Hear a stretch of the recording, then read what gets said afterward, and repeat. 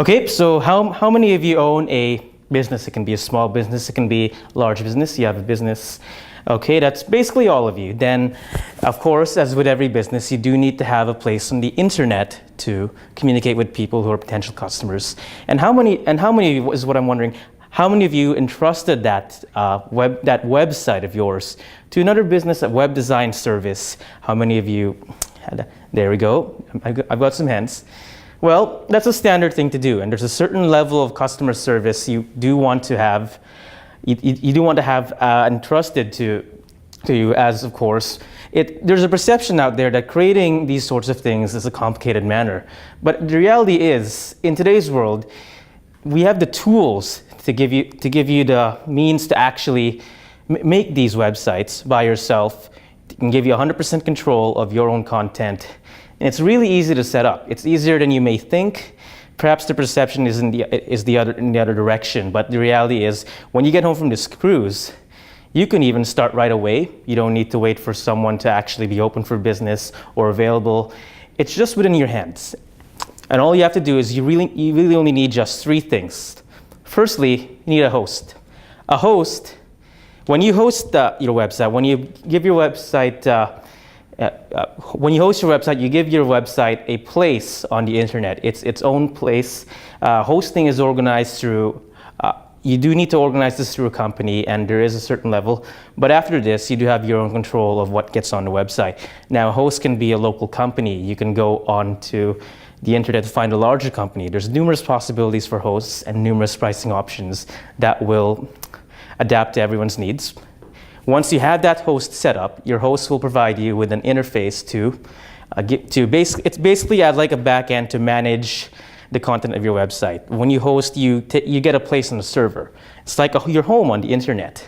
And in your home lives the files and the system that make your website work, that deliver the content to the end user. When you have your host set up with your certain company, you then need a domain. A domain is, of course, your web address. It is a means by which people access your content, your website, everything you have. It is what you type in the address bar or what gets collected by search engines that shows up on result pages. Now, it is common to bundle hosting and domains together in a single package. I would recommend you don't do that because every time in the process, you are taking a little bit of a risk that you run into an issue. And in these cases, you might even lose all of your files. You may run into certain issues that will require tech support. Sometimes these issues are with the domain. I actually do recommend that you separate your hosting and your domain to give yourself a certain layer. It's completely possible to get a host with, say, a company called GoDaddy and have your domain registered with someone else. It just gives you an extra layer of security. Once you have that set up, now you can move on to actually creating the website. And there's numerous ways to do this. You can design it from the ground up.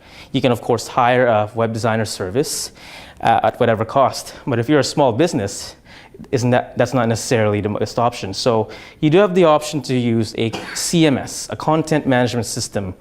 CMSs can be anything from Wix, Blogger. You can do Nation Builder if you want to do more of a politically centered website, or you can do WordPress.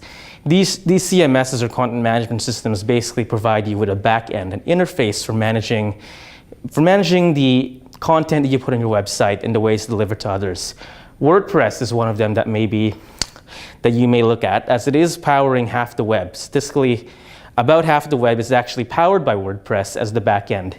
It's very easy to set up from the interface your host provides. You can easily set up WordPress in 5 minutes. And once you have WordPress set up, you have an interface. You can log into your interface, and you can begin designing your website right away by yourself. All you need is a theme. The theme aspect of WordPress allows you to bypass the web design aspect, because WordPress actually provides a number of themes in a database for you. You can access these themes anytime. You can switch between them. You can modify them with an interface to suit them the way you want. And you can get the website to look the way you want it. There are numerous premium themes if you want to get more features, but even free themes will give you a lot of features as well. And once you have that set up, it's time to move on to getting your content onto the website. in terms of content, WordPress's system enables you to create pages and posts very easily. You can also expand your website's functionality with plugins. And with plugins, you have numerous possibilities. You can definitely run a an enhanced blog type website with plugins. You can run a political campaign with a petition component off of these plugins. You could even run your entire website off of your WordPress platform on the internet by using a WordPress plugin that allows you to list your products, that allows you to take payments by credit card or PayPal, and integrates completely with your website. All of this is possible. If you go with this route, rather than going with a service, you have 100% control of your own content. You can reduce costs, and you can speed up your delivery. And it's actually relatively easy.